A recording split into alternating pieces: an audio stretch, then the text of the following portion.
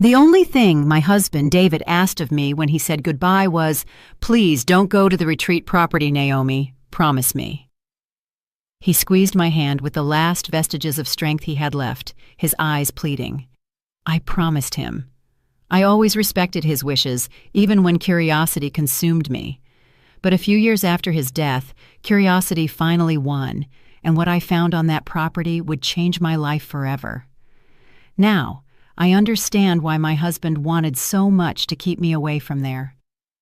17 years of marriage to David ended in a hospital bed following a massive stroke that no one could have predicted.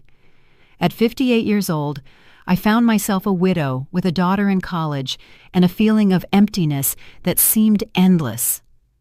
While organizing his affairs, I discovered there was much more to my husband than I ever knew.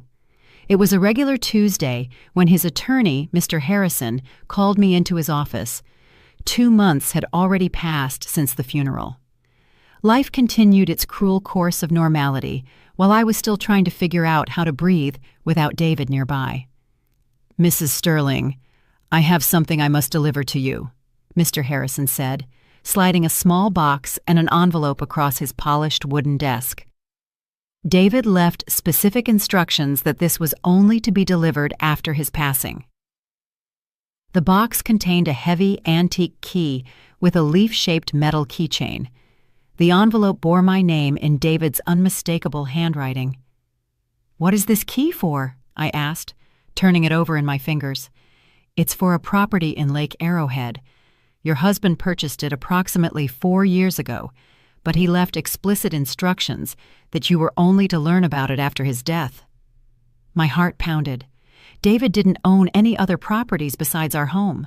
He never mentioned a country retreat.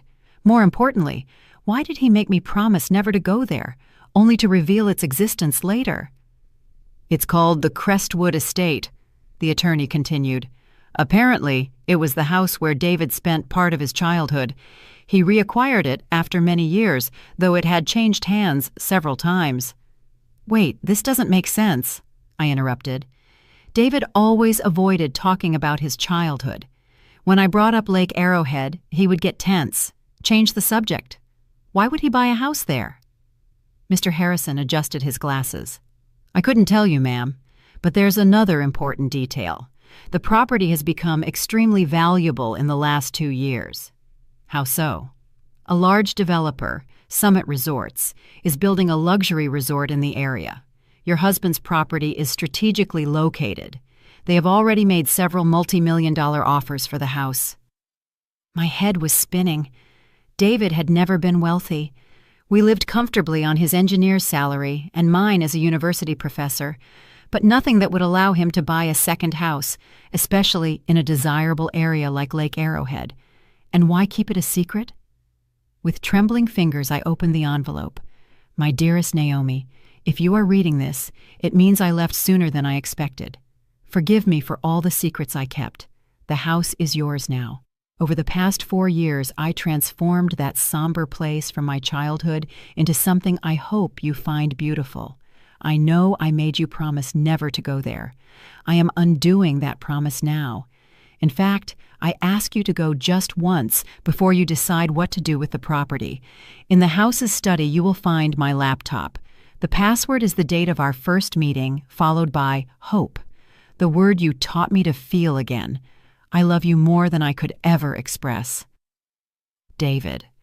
I pressed the letter to my chest, tears blurring my vision. Even in death, David still had the power to surprise me. "I need to see this place," I said. "There is a complication," Mr. Harrison interrupted. "David's family is contesting the will. His brother, Marcus Sterling, alleges that David was not mentally capable when he purchased the property." "That's absurd. My husband was the most lucid and centered person I've ever known." "Even so, they have filed legal motions. Considering the current value of the property, this could turn into a complicated battle." I pocketed the key, a sudden determination seizing me. "I'm going to Lake Arrowhead today." 2 days later, after a hurried drive through the Cascade Range, I parked in front of a carved wooden gate with the name, the Crestwood Estate, in wrought iron. My heart pounded as I turned the key in the lock. The gate swung open with a soft creak, revealing a property much more impressive than I had imagined. It wasn't just a country house. It was a stone and wood mansion, surrounded by impeccably maintained gardens and ancient oak trees. A stone path wound through perfect lawns to the main entrance.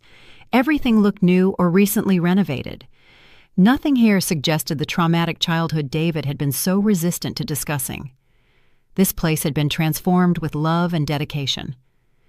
My husband's hands were in every detail, though I never knew of its existence until now. My hands trembled as I put the key in the main door. The lock turned with a satisfying click, and I stepped into the secret world of the man with whom I had shared nearly 2 decades of life. What I saw inside made me grab the door frame to stay upright. The entrance opened into a large, double-height living room with a stone fireplace. But it wasn't the architecture that took my breath away. It was the paintings. On every wall, in every available space, were paintings of flowers. Not just any flowers, but orchids of every possible type and color. My lifelong passion, which David always supported with silent affection, surrounded me in a gallery dedicated to my greatest love. And there, on a table near the window overlooking the gardens, sat a silver laptop with a single white orchid placed on the lid. Before I could take another step, the sound of tires on the gravel announced that I was no longer alone. Through the window, I saw a black SUV pull up behind mine. 3 men got out, all bearing David's unmistakable facial resemblance. The same straight nose, the same almond-shaped eyes. The Sterling clan had arrived, and by the severe expressions on their faces, they were not here to welcome the widow to her newfound property. The men approached with the confidence of those who felt they owned the place.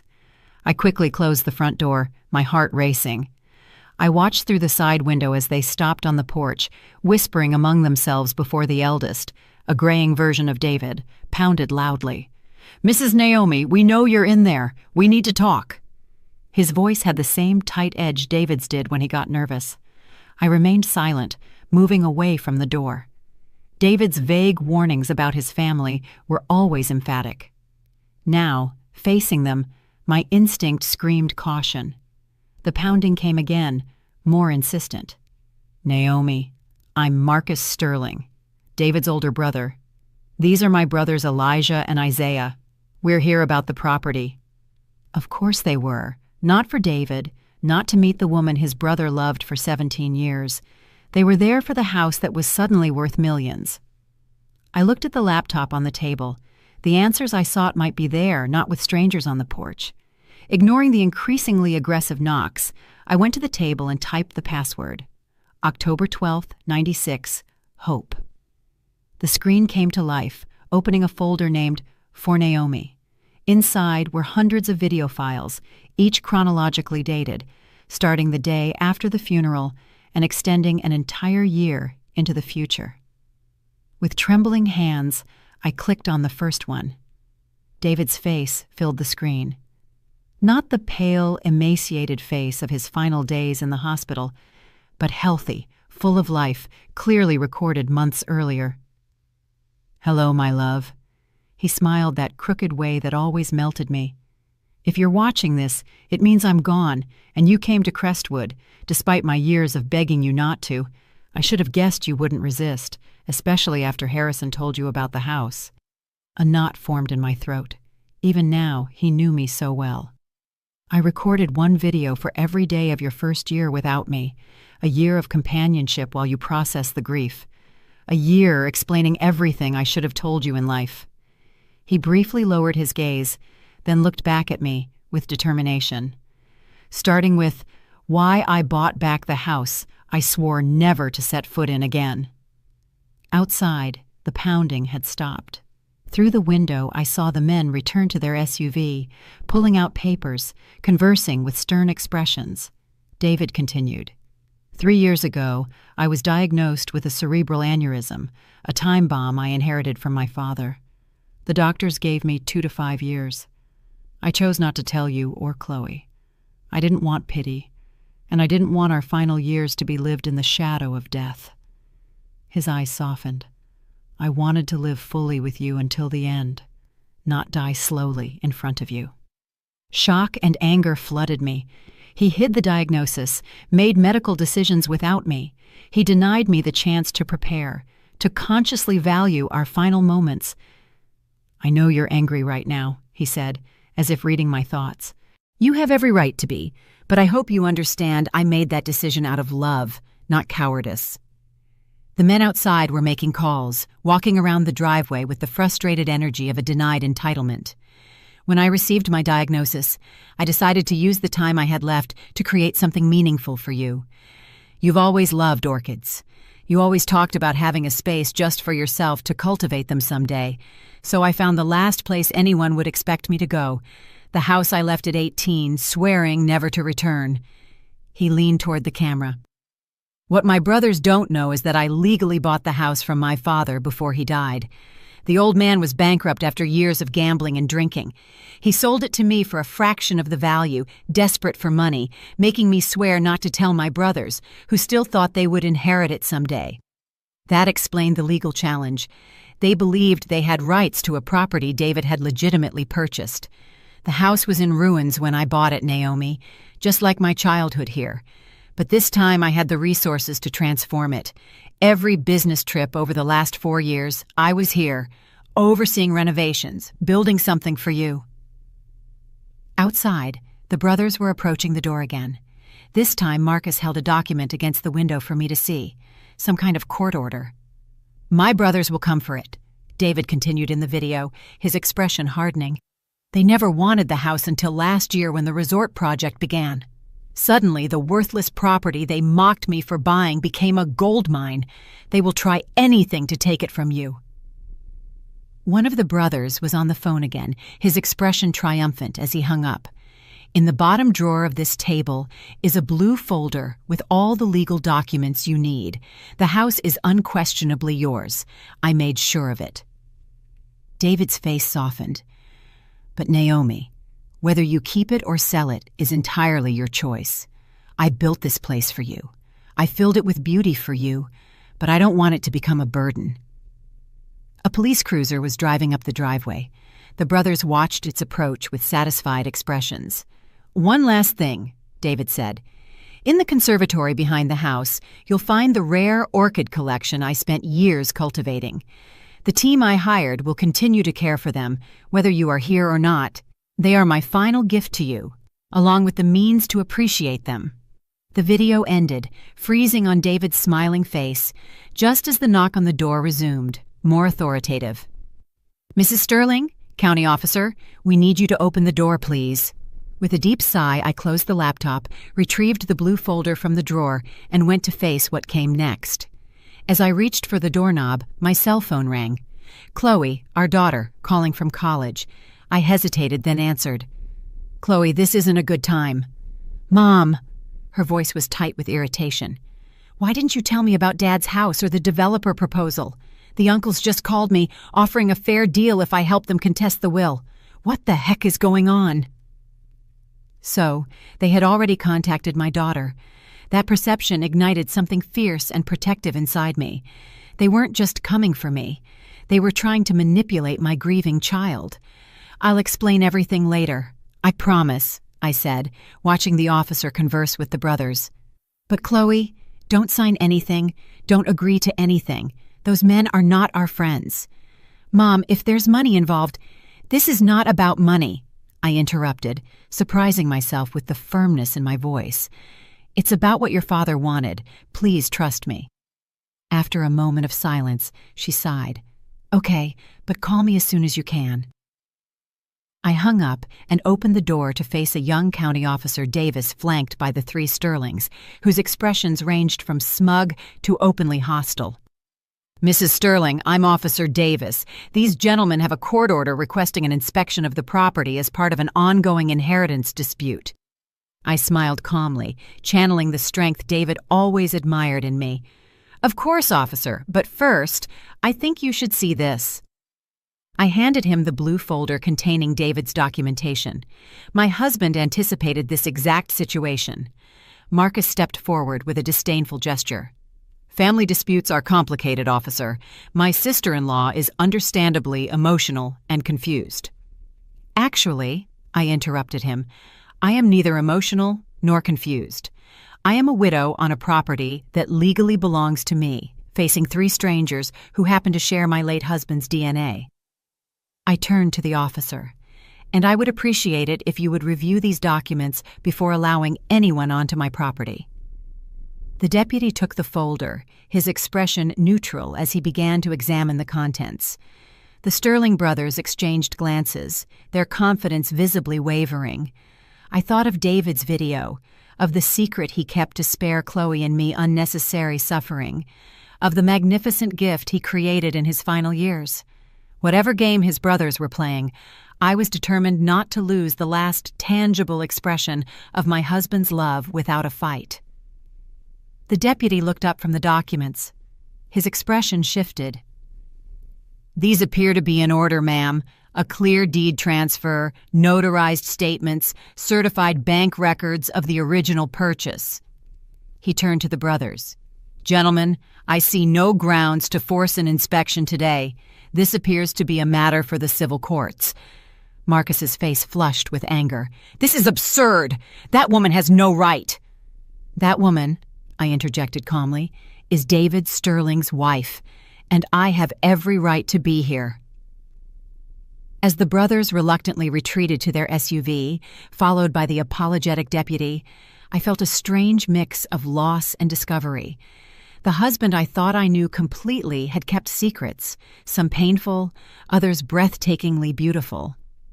Now I faced a choice: retreat to the safety of my former life or fully immerse myself in this unexpected legacy and the battle that came with it. I closed the door, returned to the table, and reopened the laptop. Tomorrow's video awaited me, and with it, more pieces of the man I loved and was only now beginning to fully understand. Outside, the Sterling brothers might have lost this skirmish, but their expressions as they drove away made one thing clear. The war for the Crestwood Estate had just begun. I spent that night in David's house, or rather, our house, surrounded by the evidence of his secret labor of love. Sleep completely evaded me, my mind buzzing with revelations. The fatal illness he concealed, the transformed house, his brother's determination to claim it, and the hundreds of video messages waiting on the laptop.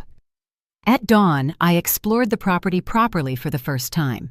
The main house was a masterpiece of renovation, blending original rustic elements with modern comfort. Every room reflected careful consideration of my tastes, from the library stocked with first editions of my favorite books to the reading nook overlooking the garden, perfect for autumn mornings. But it was the conservatory that truly took my breath away. As David promised in the video, a stunning collection of orchids filled the glassed-in space. Some were so rare that I had only seen them in specialized books. A blue Cattleya walkeriana, almost impossible to find, bloomed proudly like the queen of the place. "Good morning, ma'am." The voice startled me. A middle-aged woman appeared from among the plants, holding a sprayer. "I'm Ms. Jackson. Your husband hired me to care for the orchids." "Naomi Sterling," I replied, extending my hand, though I suspect you already knew that. She smiled kindly. "Mr. David talked about you a lot during his visits. He said you had a special touch with plants that he could never quite match." "Did you know my husband well?" Ms. Jackson hesitated. "As well as he allowed anyone to know him, I suppose. He was here at least once a month for the past 4 years, overseeing everything personally." That sounded like David, methodical, attentive to detail, always preferring to do things himself rather than delegate. "The blue cattleya over there," Ms. Jackson continued, pointing to the orchid I had admired. "He spent nearly 2 years searching for it. He said it reminded him of one you saw once at a show and never forgot." My heart ached. The orchid exhibition at the Atlanta Botanical Garden Show 10 years ago. I had commented on that flower only once, and David remembered. "Did he ever mention anything about his health?" I asked hesitantly. A shadow crossed Ms. Jackson's face. "Not directly, but in the last 6 months, he pushed harder.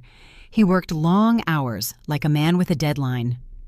The confirmation struck me, but it also explained the hurried quality I sensed in David during his final months. I had attributed it to work stress, never imagining he was creating all this while knowing his time was limited. "His brothers were here yesterday," I commented, watching her reaction carefully. Her face hardened. "They've been lurking around ever since Summit Resorts announced the project, suddenly very interested in the family home they hadn't visited in decades." She adjusted the irrigation system before continuing. "What can I say about them? Marcus is the oldest. He has an investment firm in Raleigh, North Carolina. He always treated David as if he were doing him a favor by acknowledging him. Elijah is the middle one, a lawyer, good with words. Isaiah is the youngest, always in Marcus's shadow." She shook her head. When David came back to buy the property, they scoffed at him for wasting money on a hole-in-the-wall place until the resort started planning. This matched the fragments David had shared over the years: his difficult childhood, his escape to college, his reluctance to discuss his family.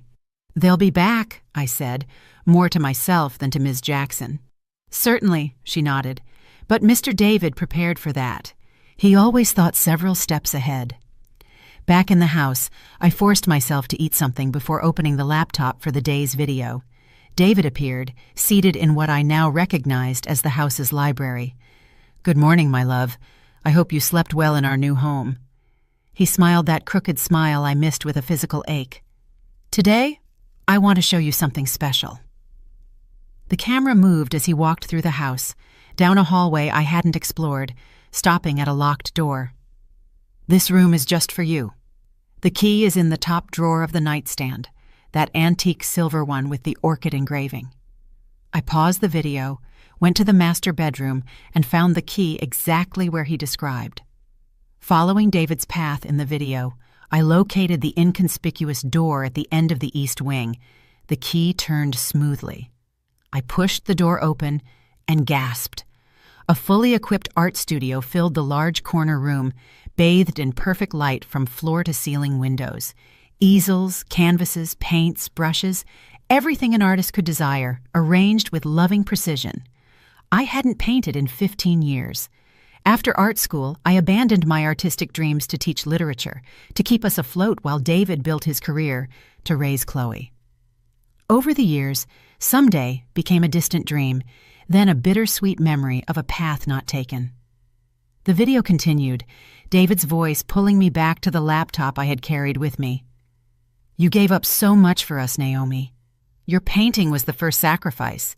Even though you never complained, I always promised myself I would give it back to you someday." Tears blurred my vision as I surveyed the studio, the professional materials, the reference books organized on the shelves, the windows oriented to capture the perfect light. "There's one more thing," David continued. "Look in the cabinet beneath the window bench." I walked toward the cushioned bench near the window overlooking the garden, now golden in the morning light. Beneath it, recessed into the wall, was a cabinet I might have missed had I not been told to look for it. Inside was a flat, archival box. With trembling hands, I lifted the lid and fell to my knees in shock. My paintings, dozens of them. All the work I created in college, pieces I thought had been lost in our moves over the years. David had preserved them, protected them, stored them for 15 years until he could return them to me in this perfect space. On top lay a small canvas I recognized immediately, my final project before graduation, a self-portrait of a young woman looking toward the future with eyes bright with possibility. David had asked to keep it the day I finished it. Attached was a handwritten note. "She's still in there, Naomi, the woman who painted with such passion and vision. I gave you the space. The rest is up to you." I pressed the note to my chest, overwhelmed by love and loss in equal measure. David had seen me, truly seen me, in ways I hadn't allowed myself to be seen in years. The sound of vehicles on the gravel tore me from that emotional moment. From the studio window, I saw 2 SUVs approaching, the familiar black one belonging to the Sterling brothers, and behind it, a silver one I instantly recognized. Chloe had arrived, and by the way she confidently stepped out of her SUV and walked toward her uncle's, it seemed they had already begun working on her. My daughter, David's daughter, with his dark hair and my stubbornness, was smiling and shaking hands with the uncles she had never met before. Any fragile peace I had found in David's posthumous gifts evaporated in the face of this new complication. The battle for the Crestwood Estate had just become much more personal. I watched through the window as Chloe exchanged friendly greetings with her uncles, her body language open and receptive. At 21, our daughter had her father's analytical mind and my determination, but she lacked David's patience and my caution. She was always quick to form opinions, slow to revise them. My cell phone vibrated with a text from her. "I'm here with Uncle Marcus and the others. Coming in now. We need to talk."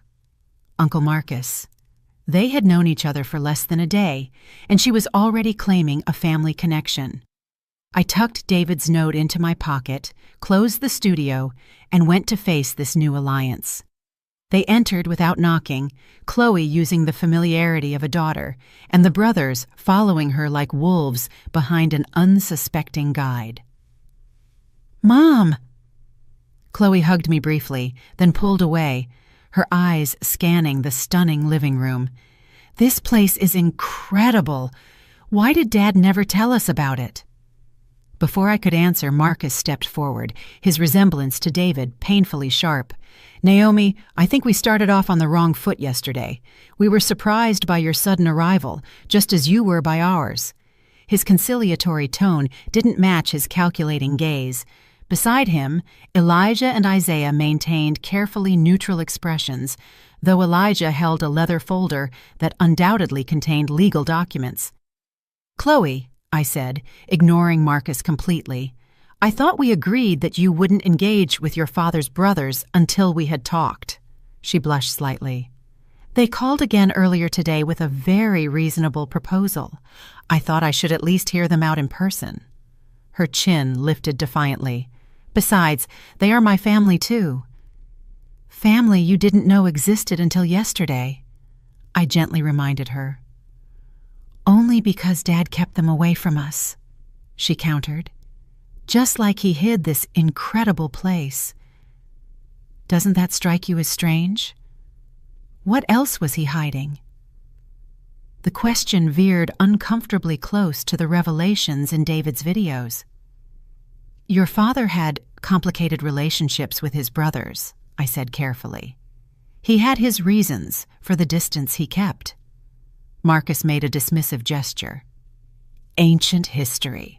Brothers fight, especially in difficult families like ours. What matters now is moving forward together." "Exactly." Chloe nodded with the earnestness of someone who believed she was being perfectly reasonable. "Uncle Marcus explained everything. This house has been in the Sterling family for generations. Dad bought it from Grandpa Sterling, but it was always meant to be shared among the brothers eventually." I suppressed a sigh.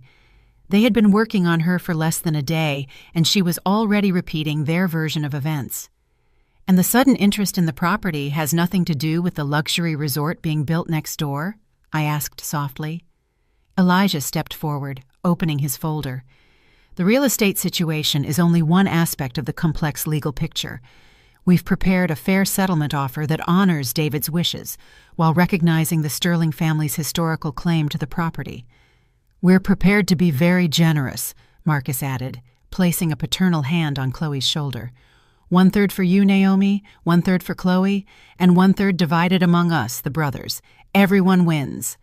Chloe looked at me expectantly, clearly already convinced by the proposal.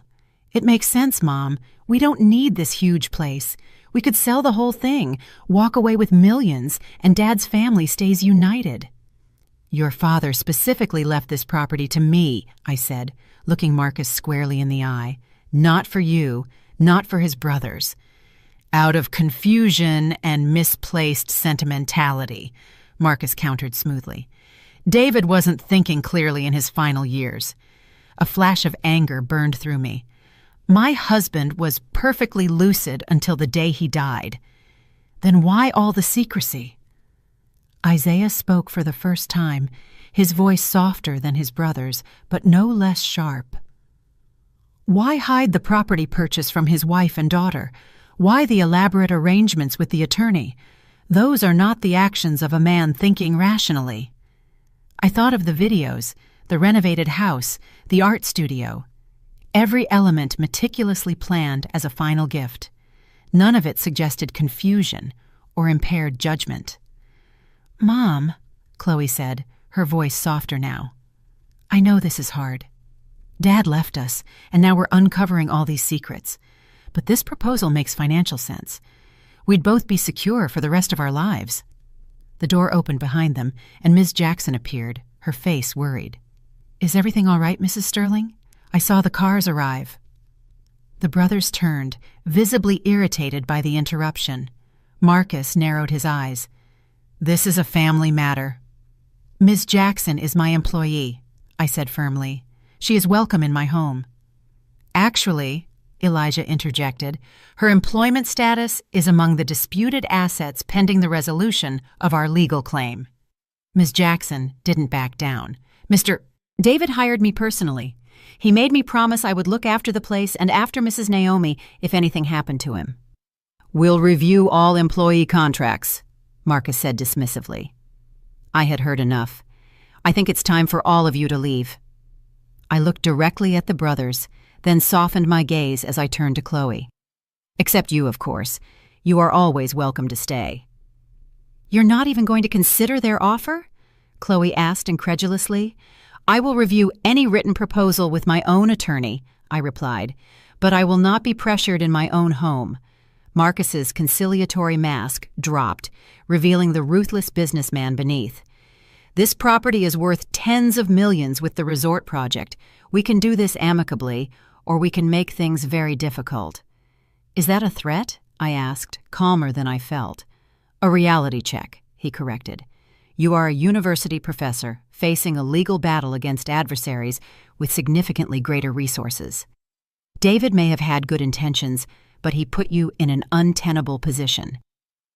I thought of the blue folder with his meticulous documentation, the videos showing David's lucid planning, the property that represented his final act of love.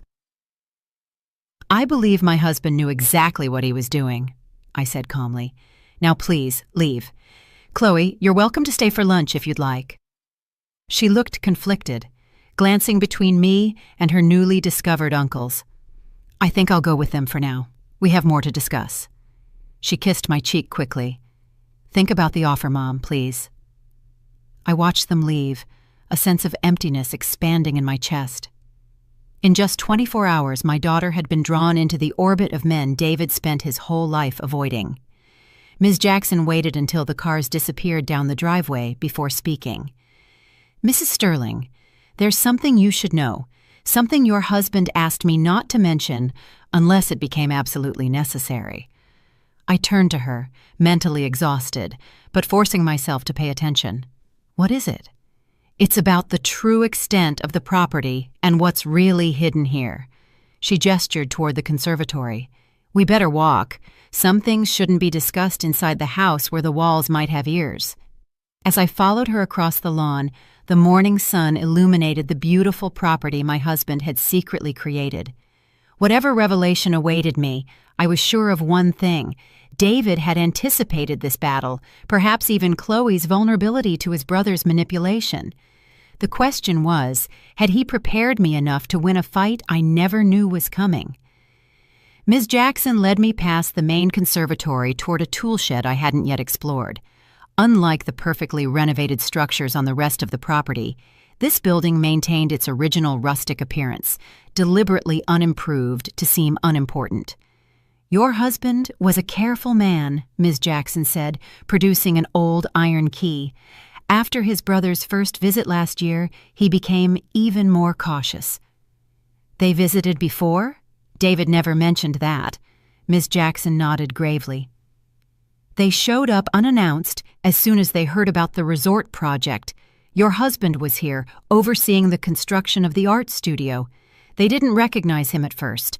He had let his beard grow out during the treatment." The casual mention of David's treatment hit me like a wave of renewed grief. While I was innocently teaching literature classes, my husband was here, sick, creating this sanctuary while fending off his predatory brothers. What happened? He watched them from a distance, then left without revealing himself. That night, he made changes to the property plans, starting with this. Ms. Jackson opened the shed door, revealing an ordinary interior. Gardening tools, equipment, dust motes dancing in the shafts of light streaming through the wall cracks.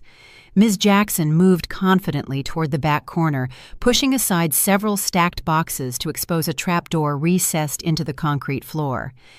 Your husband installed this entrance last winter. The workers thought they were building a wine cellar. She pulled the heavy door upward, revealing a sturdy ladder descending into darkness. After you. Curiosity overriding apprehension, I followed Ms. Jackson down the stairs.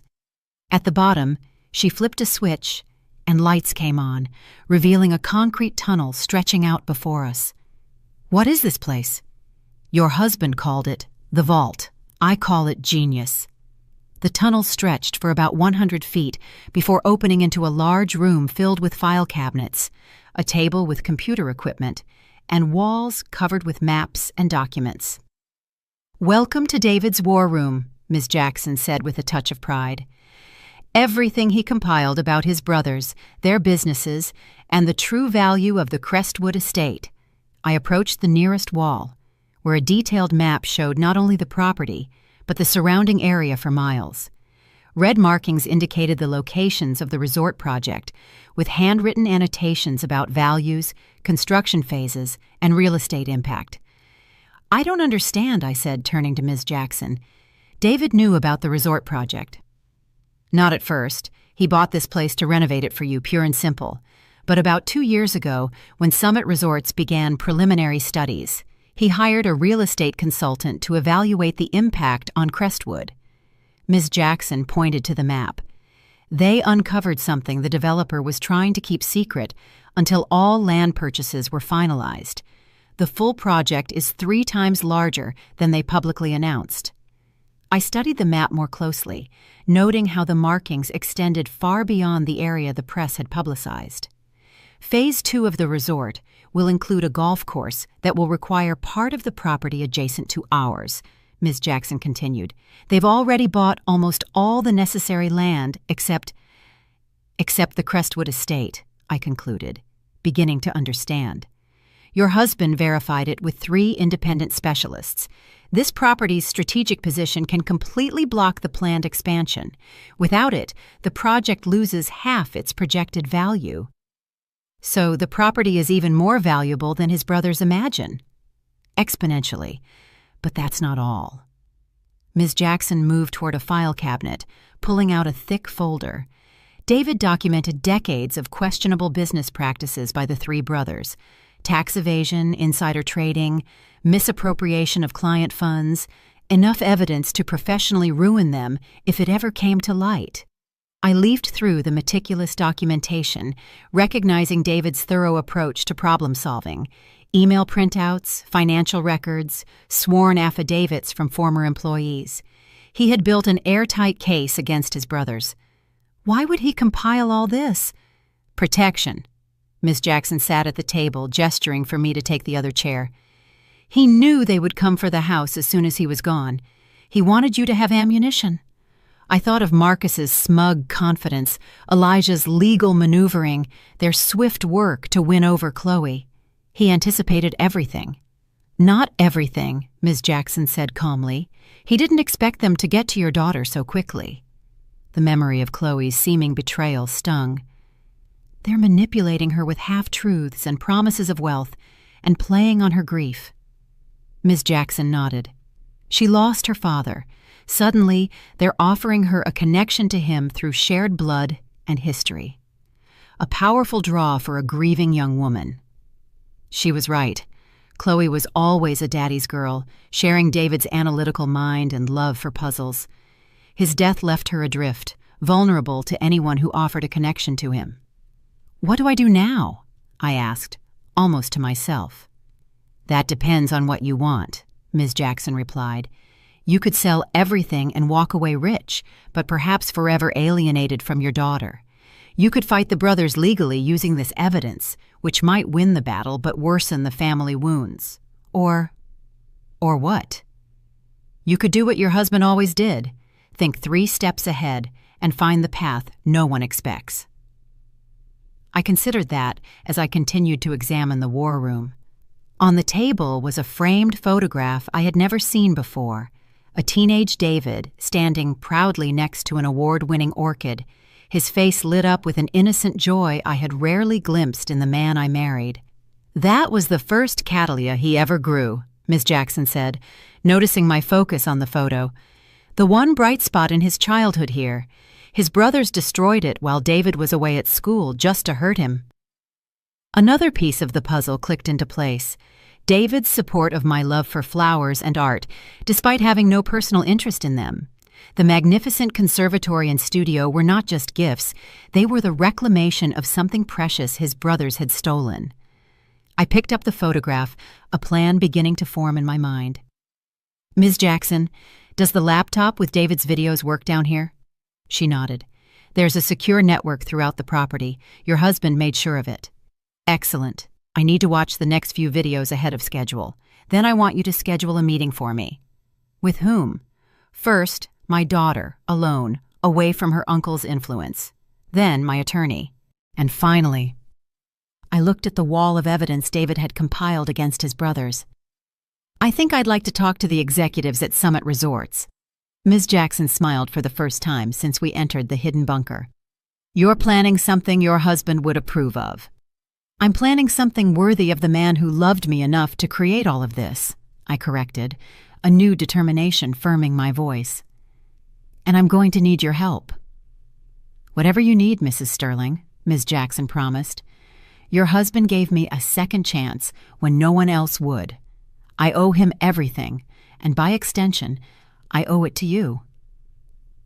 This was one more facet of David I hadn't known. His quiet generosity extending beyond our immediate family, changing lives I had never heard of. As we left the bunker, carefully hiding the entrance again, I felt a strange sense of connection with my late husband. Not the grief that had dominated the last few weeks, but a partnership that somehow continued beyond death.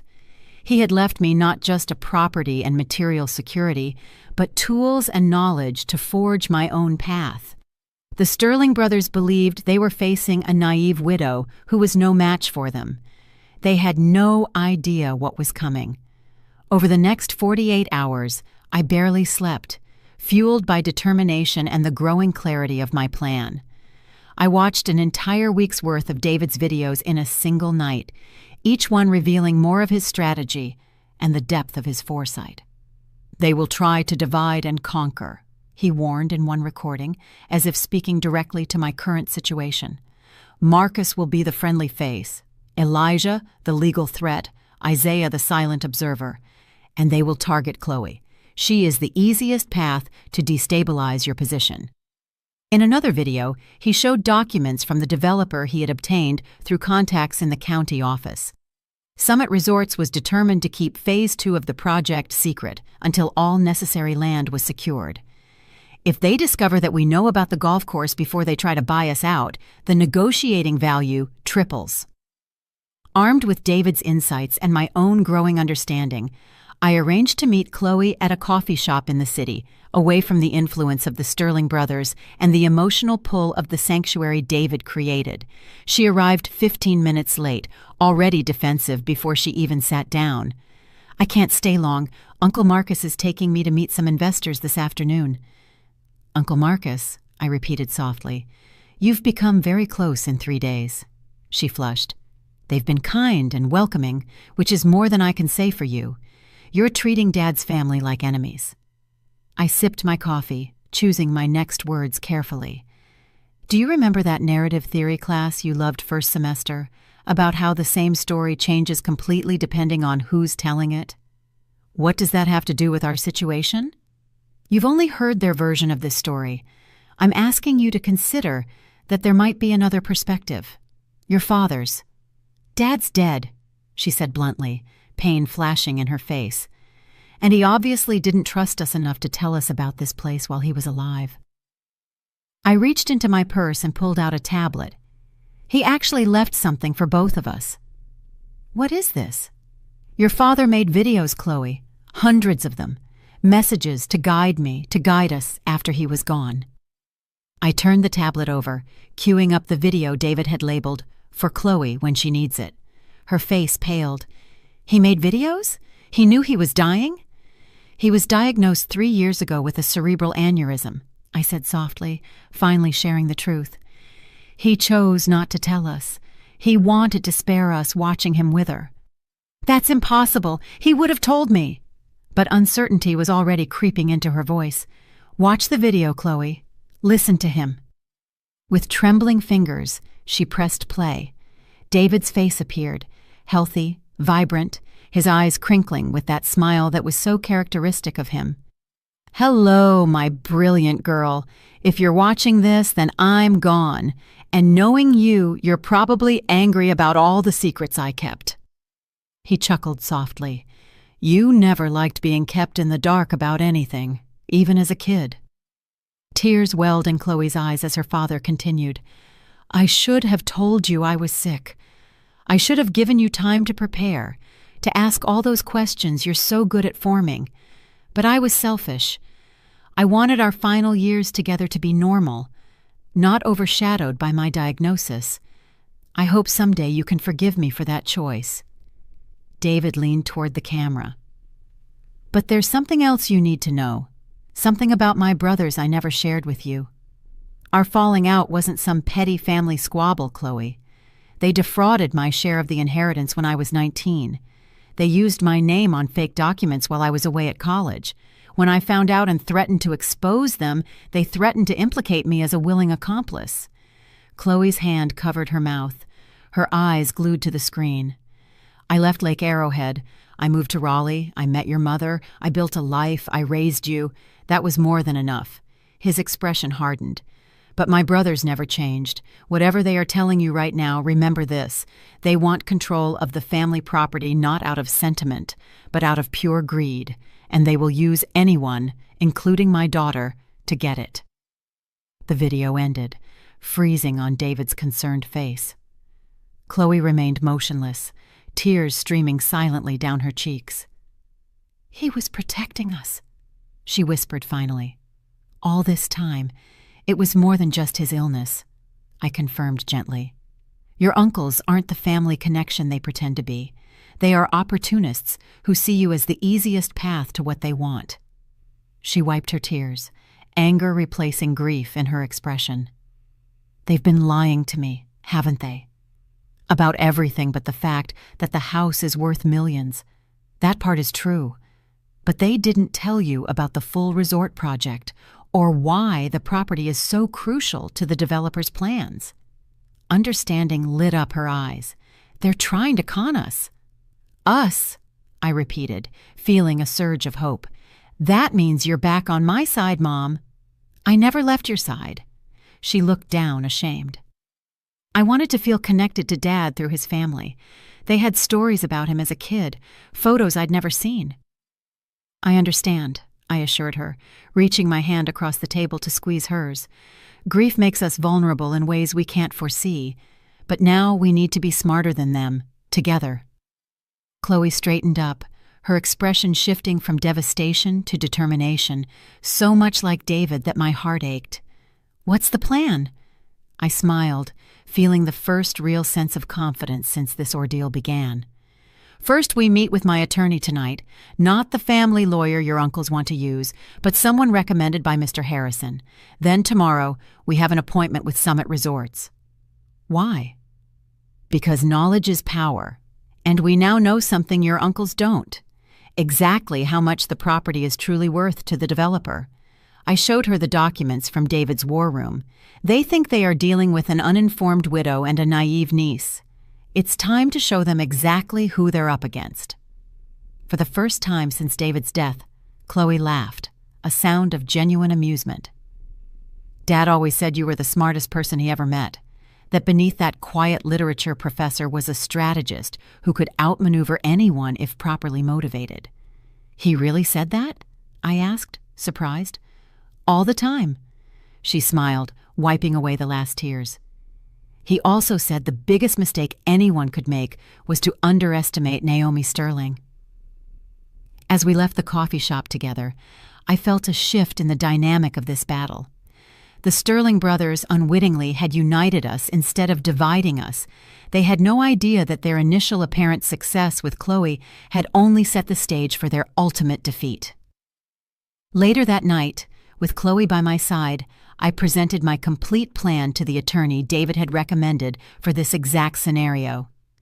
His expression shifted from professional interest to undisguised admiration as he grasped the full scope of what I was proposing.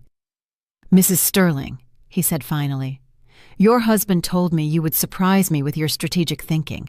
He was right."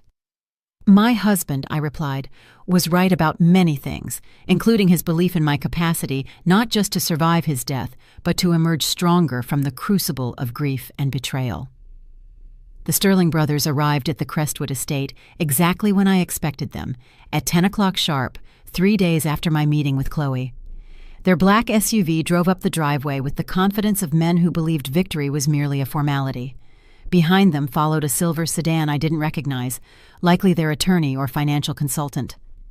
I watched from the study window, dressed not in the casual clothes they had previously seen, but in a tailored suit I had purchased specifically for this meeting.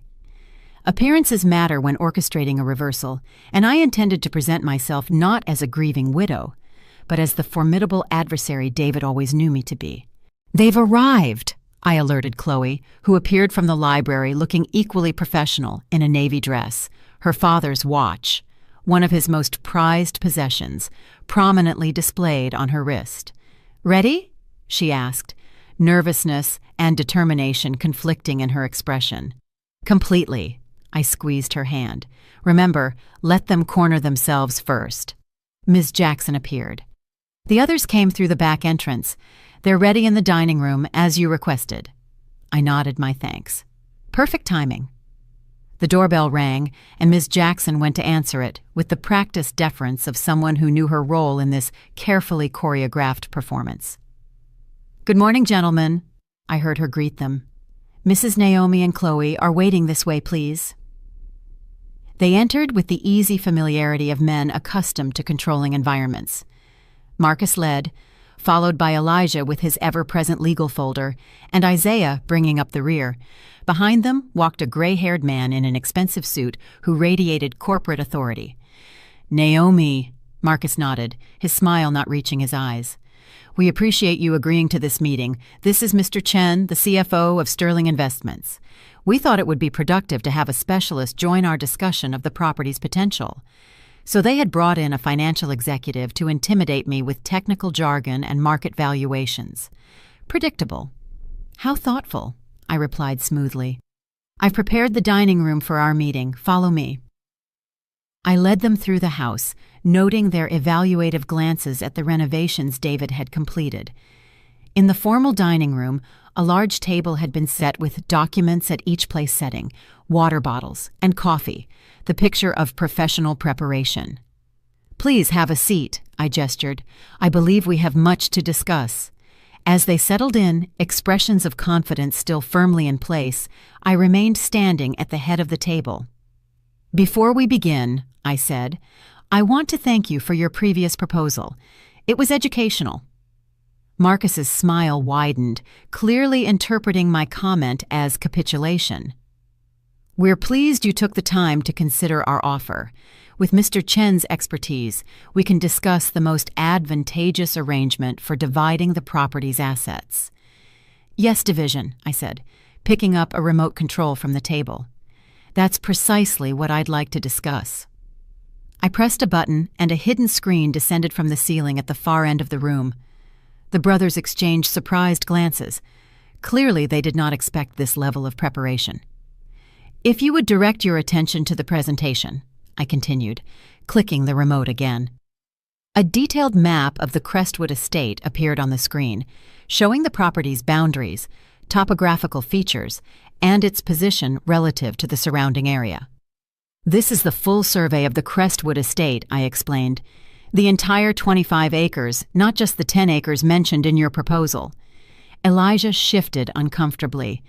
The western portion is an undevelopable preservation area. We excluded it for the sake of simplicity. How considerate, I replied with irony, except for one small detail. Another click of the remote, and the map overlaid with the full resort project. All phases, including the golf course Summit Resorts had been keeping secret. Mr. Chen straightened in his chair, his professional mask slipping as he leaned in to study the projection with sudden interest. As you can see, I continued calmly, Phase 2 of the project extends predominantly over the western area of our property, the acres you so generously offered to exclude from our fair division. Marcus's face turned red. Those plans are just speculation. The analysis from Sterling Investments indicates, actually, a new voice interrupted as the side door opened. Those plans have been confirmed by the Summit Resorts board itself. The Sterling brothers turned in shock as Mr. Alston, the CEO of Summit Resorts, walked into the room, followed by my attorney and two executives in formal suits. "What is this?" Marcus demanded, half rising. "This," I replied pleasantly, "is a meeting about the true value and future of the Crestwood Estate. Mr. Alston has expressed a significant interest in the property, particularly after reviewing the complete documents my husband compiled regarding the resort project." Mr. Chen shot a betrayed look at the Sterling brothers. "I was told you had exclusive negotiating rights to this property." "They do not," my attorney interjected calmly, placing additional documents on the table. "Mrs. Sterling holds clear and unquestionable title to the entire property. The documents the Sterling gentleman showed you are without legal merit." Marcus slammed his hand on the table. "This property has been in the Sterling family for generations. David had a moral obligation." "Moral obligations?" Chloe spoke for the first time, her voice firm despite her hand gripping the water glass. "Like the moral obligation you had to my father when you defrauded his inheritance? Or forged his signature on documents? Or threatened to incriminate him if he exposed you?" The brothers froze, the color draining from their faces. "What exactly is she talking about?" Mr. Chen asked, looking increasingly uncomfortable. "Perhaps this will clarify," I said, nodding to my attorney, who distributed sealed envelopes to everyone at the table. Copies of the documentation my husband preserved regarding certain transactions involving the Sterling family assets. I believe the statute of limitations has expired on some of these matters, but the IRS and state tax authorities might find others quite interesting. Elijah opened his envelope, examining the contents with growing alarm. "These are private family matters," he stammered, "completely irrelevant to the current discussion." "On the contrary," I refuted, finally taking my seat at the head of the table. "They establish a pattern of fraudulent behavior that directly impacts your credibility in these negotiations. Behavior that continued when you deliberately misled Mr. Chen about your position to negotiate this property." The room fell silent as the Sterling brothers realized the totality of their exposure. David had documented everything: their historical crimes against him, their recent manipulations, their attempts to appropriate valuable assets while appearing generous. "What do you want, Naomi?" Marcus finally asked, his facade of confidence crumbling. "I want you to leave the Crestwood Estate and never return," I stated simply. "I want you to cease all attempts to contest my ownership or manipulate my daughter. In exchange, these documents will remain private." Mr. Chen stood up abruptly. "I believe my involvement in this matter was based on incomplete and potentially fraudulent information. If you'll excuse me, Mrs. Sterling, I will contact you directly for any future discussions." He shot a look of contempt at the brothers before exiting. Marcus's face reddened as he watched his ally depart. "You have no idea what you're doing, Naomi. The development costs for the western area are prohibitive. The logistics alone—" "Actually," Mr. Alston interjected, "Summit Resorts has developed new construction methods specifically suited for this type of terrain. We are prepared to make Mrs. Sterling an offer that recognizes both the challenges and the exceptional potential of this property." As the meeting continued, transforming from the Sterling brothers' planned takeover into my carefully orchestrated counteroffensive, I caught Chloe's eye across the table. Her faint smile conveyed everything: pride, vindication, and the bittersweet recognition that David had prepared us for this moment, even from beyond the grave. When the Sterling brothers finally left 2 hours later, defeated, exposed, and legally bound by the agreement my attorney had pre-prepared, the future of the Crestwood Estate was secured exactly as David had envisioned. Not divided among greedy relatives, not sold to the highest bidder, but preserved as a legacy for the family he had chosen and loved, Chloe and me. As their vehicles disappeared down the driveway, Ms. Jackson appeared at my side. "Your husband would be proud," she said calmly. "You outsmarted them exactly as he believed you would." I watched the dust settle on the road, a strange mixture of emotions washing over me. Triumph mingled with grief, strength emerging from vulnerability. "We're not finished yet," I replied, thinking of the videos that still awaited on David's laptop, of the future that stretched out before us. This was only the first battle, but it was one we won decisively, using the weapons David had meticulously prepared and the strength he always saw in me, even when I couldn't see it in myself. The weeks following the Sterling brothers' defeat passed in a blur of practical matters. Finalizing our settlement, meetings with Summit Resorts to structure a mutually beneficial agreement that would preserve the property's most sensitive portion, and a careful inventory of everything David had created at the Crestwood Estate. Chloe stayed with me during this period, her initial resentment over her father's secrets transforming into appreciation for his foresight. We established a routine of watching his daily videos together each morning, both of us finding solace and guidance in his posthumous presence. "Did you have any idea?" Chloe asked one evening as we sat on the porch watching the sunset. "Any suspicion that Dad was sick or planning all this?" I considered the question carefully, searching my memories for missed signs. There were little things that make sense in retrospect. His insistence on updating our legal documents 3 years ago, the way he would sometimes look at us during dinner, almost memorizing our faces, his sudden interest in photographing ordinary moments. "I just thought he was going through a middle-aged appreciation phase," Chloe said, smiling sadly. "In a way, he was," I mused, sipping my tea. "Just not for the reasons we imagined. The biggest change was how he stopped putting off personal things. Your father was always a someday person about personal affairs. Someday we'd take that trip to Europe. Someday he'd learn photography. Someday we'd renovate the kitchen. Then suddenly he started doing things instead of just talking about them, creating something lasting." I shook my head, still adapting to the magnitude of what he had concealed. I never imagined he was racing against time, creating a legacy because he knew he wouldn't be here to see it flourish. The executives at Summit Resorts were surprised when I outlined my conditions for property access. Instead of selling everything for a single lump sum, as most landowners would do, I insisted on an agreement that prioritized environmental preservation, established strict limits on development, and guaranteed that the conservatory and the art studio would remain intact. "Mrs. Sterling," the chief negotiator said, "these terms are highly unusual in the industry." "Then perhaps the industry needs more unusual terms," I replied, channeling David's quiet confidence. "This land is special. It can wait until we agree on responsible methods to develop it." To my surprise, Mr. Alston, the CEO, was intrigued rather than deterred by my approach. "Your husband mentioned you were a literature and arts graduate before becoming a professor," he observed. "He said you would insist on doing it the right way, not just the lucrative way." Another piece of David's planning revealed. He had established contacts with select people in the industry, paving the way for negotiations he knew would occur after his death.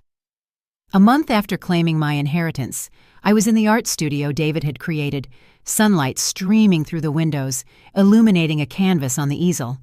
After more than a decade away from painting, I finally picked up the brush again, hesitantly at first, then with increasing confidence. Today's subject waited patiently in the conservatory, visible through the studio windows. The rare blue orchid David had found because he remembered a casual comment I made years ago. Ms. Jackson taught me about orchid cultivation, my fingers gradually regaining the dexterity I thought I had lost forever. "Mom!" Chloe appeared in the doorway, laptop in hand. "Today's video is different. I think you should watch this one alone." I put down my brush, curious. We had grown accustomed to watching David's daily messages together. Different how? It's marked specifically for day 30. He titled it, "When Naomi Starts Painting Again." She handed me the computer with a gentle smile. He knew you would eventually come back to this. Alone in the studio, surrounded by the tools of a passion I was rediscovering, I opened the laptop and pressed play. David appeared, sitting in this very room before the art supplies had been installed, the space empty except for the magnificent windows. "Hello, my love," he began, his smile warming me across time. "If you are seeing this, you found your way back to art, back to the passion you set aside for our family all these years." I touched the screen gently, tears welling up. "I've been thinking a lot about legacy," he continued. "What we leave behind, what marks we make on the world. Most people think of legacy in terms of children or wealth or achievement. But there is another kind of legacy, the enablement of possibility in those we love." He gestured to the empty room around him. "This space is not finished yet, but in my mind, I can see it complete, filled with light and color and your creations. I picture you standing at an easel, brush in hand, finally giving form to the visions you have carried inside you for all these years." I looked at the portrait of the orchid on my easel, struck by how closely it aligned with David's imagination. "I structured everything to give you freedom, Naomi," he went on. "Financial security through the resort agreement, protection from my brother's interference, a beautiful space to create. But what you do with that freedom, that is your legacy to build, not mine to determine." He leaned toward the camera, his expression intense. "The house, the conservatory, the art studio, they are not the inheritance. They are just the tools.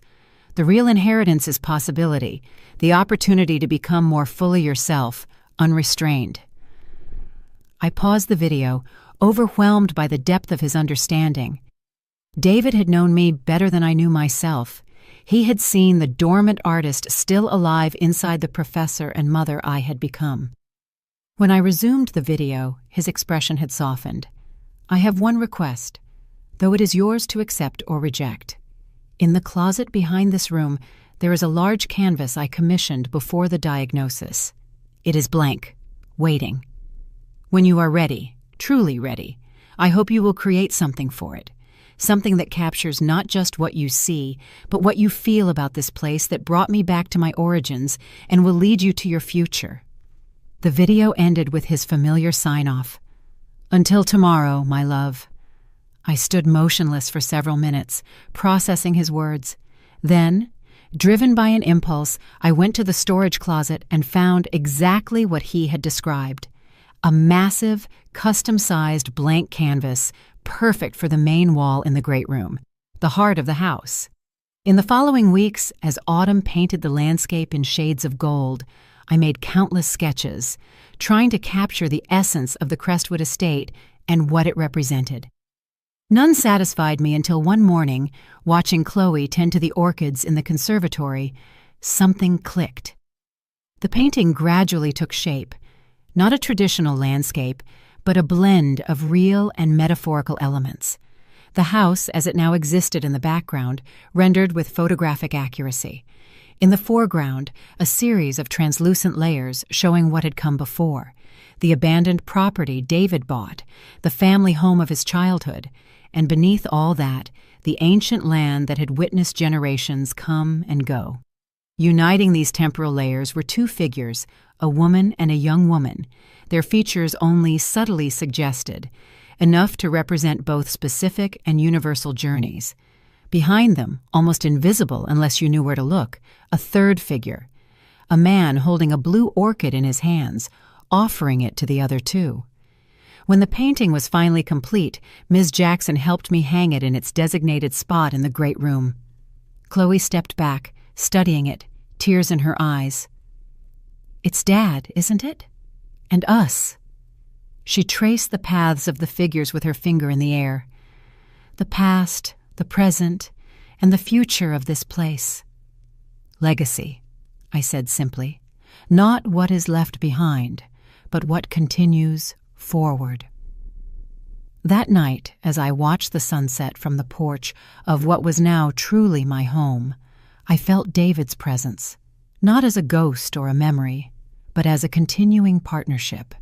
He had given me not just a property and material security, but a framework for reinvention, the freedom to discover who Naomi Sterling could become when she was no longer constrained by circumstance. The resort agreement would provide financial stability forever.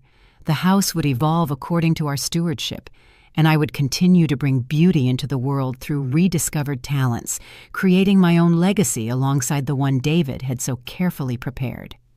A few months later, I received an unexpected visitor. The doorbell rang while I was working in the studio. Ms. Jackson appeared at the door with a cautious expression on her face. "Marcus Sterling is here, alone." My body immediately tensed. "Does he have any legal documents?" "No, that I saw. He looks different, less arrogant, somehow. He just said he'd like a few minutes of your time." I considered refusing, but curiosity won out. "I'll see him on the porch. Don't invite him in." Marcus was thinner than the last time I saw him. The lines around his eyes were deeper. He turned as I opened the door, his expression surprisingly humble.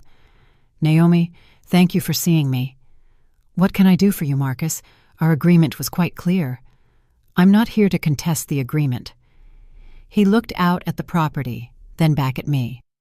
"I'm here to apologize." Of all the things I expected, an apology was low on the list. I crossed my arms, waiting for him to continue. "I've done some reflecting over the past few months. About David, about our relationship, about the choices I made." He swallowed. "I didn't expect you to win. I should have. David was always the smartest of us." "That's not an apology," I observed. "You're right," he nodded. "I apologize for trying to take this house from you, for trying to manipulate Chloe, for all the years I made David's life harder than it needed to be." I looked at him for signs of falsehood, but only found exhaustion and possibly genuine remorse. "Why now?" "I have cancer," he said simply. "Stage 4. My prognosis isn't good. Puts things in perspective." The echo of David's illness was impossible to ignore. "I'm sorry to hear that." I didn't come for sympathy. I came because my little brother built something beautiful here, and I, in my arrogance and greed, almost destroyed it. He pulled a small packet from his pocket. "I found this in our father's belongings. I thought you or Chloe might want it." I cautiously accepted the packet. Inside was a faded photograph.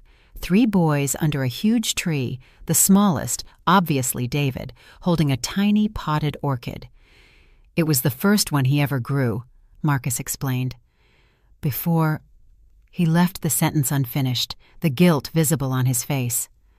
I looked at the young David in the photo, then at the broken man in front of me. "Would you like to come see the conservatory?" I offered, surprising both of us. David cultivated some truly impressive orchids. For a moment, I thought he would refuse. Then, with an almost imperceptible nod, he followed me onto the property he once tried to steal. As we walked among the flowers his brother had cultivated with such love, I saw Marcus the way David must have seen him in the videos. Not a villain to be defeated, but a man tormented by choices he couldn't undo. Forgiveness wouldn't erase the past or change the future, but perhaps it was part of the legacy too, the capacity to choose compassion when revenge would be easier. I'll never know if the ghost of repentance that brought Marcus to my door was genuine or just another calculated act. What I do know is that when he left, something at the Crestwood Estate subtly shifted, as if a final chapter had been closed. That night, I watched David's very last video. He smiled at me from the screen, his eyes filled with a peace I never noticed when he was alive. This is the end of our daily journey together, my love, a year of messages to guide you through the first months without me. But it's not the end of us. He paused, looking into the camera as if he could truly see me.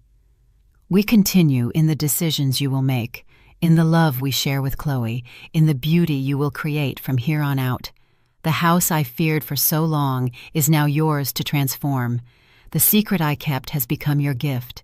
The promise I asked you to make, only to later release you from it, has become the path to your liberation. He smiled one last time. Never forget, Naomi. You were always the true strength between us, until someday, my love. The screen went dark, and in the silence that followed, I found not just loss, but possibility. The house David had asked me never to visit had become my home.